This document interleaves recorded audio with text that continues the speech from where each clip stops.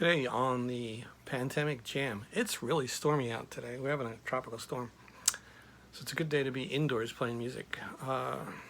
Today we're going to explore some more of that ancient style music that I played when I first learned how to play in the fife. It was music that was played because people played it. It had no necessarily historical connection to the person playing it, the group playing it, the outfit you were wearing.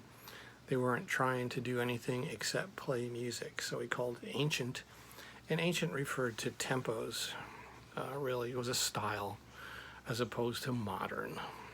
And that the debate between what's ancient and what's modern has been going on for a long time. And I don't have the answer. But I'm going to play some tunes from the ancient canon. Some tunes that I played growing up that I thought were really cool. Use some different fifes. Try to use the old two-piece McDonough style fife, and maybe a few others we'll see. So stay tuned. First tune, Willie and the Baron. Don't know who Willie or the Baron might be referring to. I couldn't even tell you who wrote this sucker. Just pops up in, it's very regional. Fife and drum was kind of regional growing up. Some tunes got played more often in some regions, mostly in the Northeast. You had New York, you had Long Island, you had the Bronx, and Hudson Valley, and New England. Willie and the Baron came to me from a New York tradition, New York City. There used to be a ton of fife and drum corps in New York City. It was the heyday. So Willie and the Baron.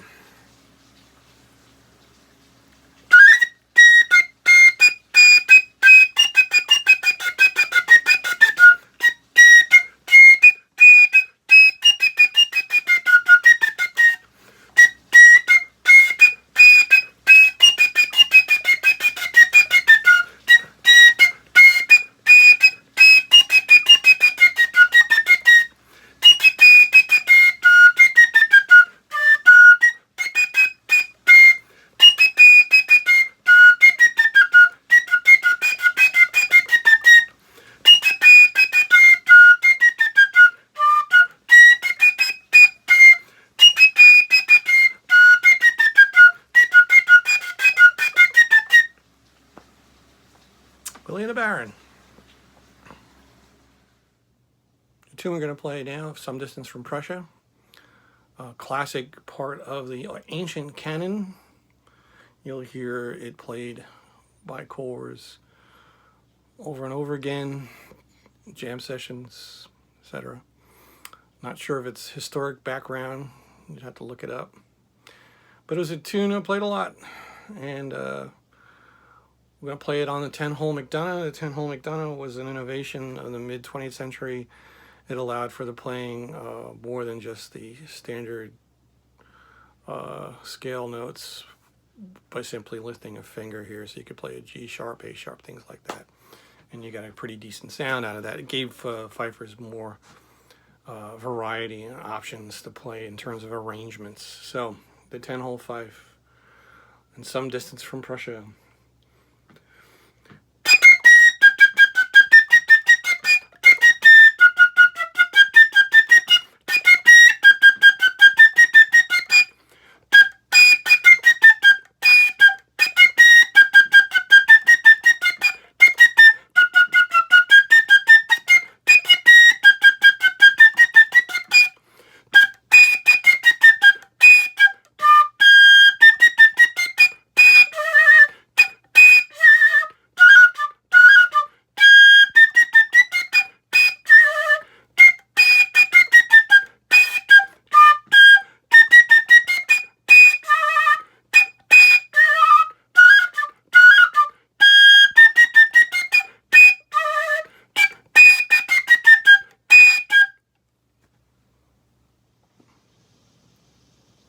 Tune number 3, Huntington, three-parter.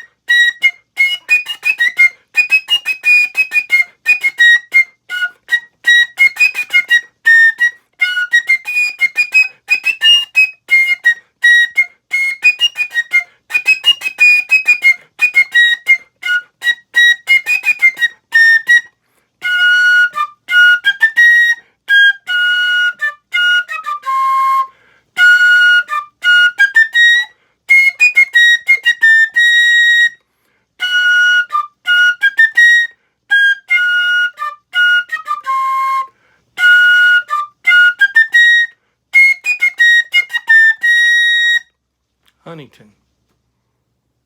Tune number 4, The Grandfather's Clock. 3 parts, 2/4 time. Playing it on the Healy 10-hole 5. Written by Henry C. Work, the words. There was an actual song that went along with it. Kids learn the song a lot of times in school, in music class. It's a cool song. A lot of bands played it. Everybody seemed to know it. And it got played in jam sessions a lot. So here we go, The Grandfather's Clock.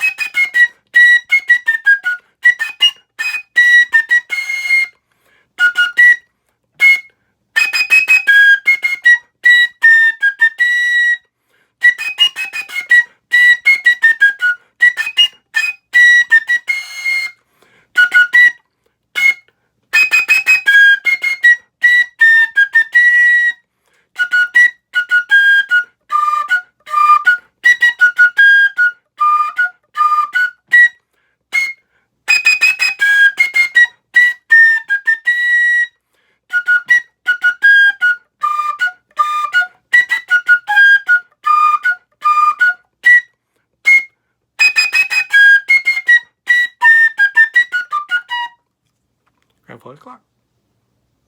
Number 5. One more for today.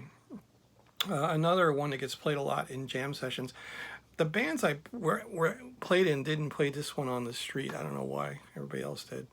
But it did get played in jam sessions. I'm not sure of its origin. It's just one of those ancient tunes. It probably has an old story.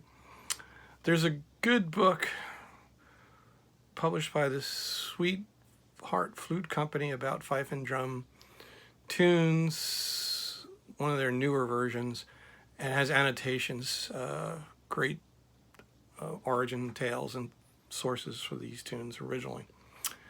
Whup Jamboree is called. 2 parts, only 2.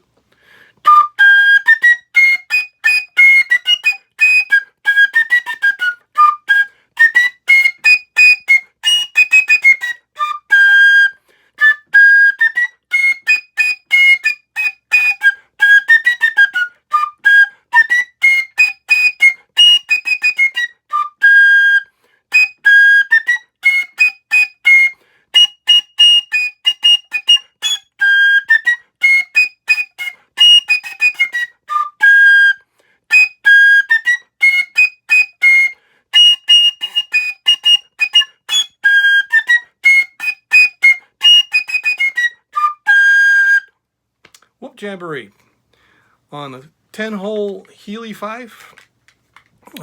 Similar to the McDonough in what it can do. It's a little louder, and some of the holes are placed in different locations, but essentially provides the player an opportunity to play a little more in terms of those weird notes, sharps and flats. Loud, too. It's a loud 5. That's it for today. Wash your hands, wear your masks. We're going to go back to some historic music next time. And I'll be going back to Park Ranger in about 2 weeks. So I'm going to still do these, but it probably won't be on Fridays. But we'll see. Take care.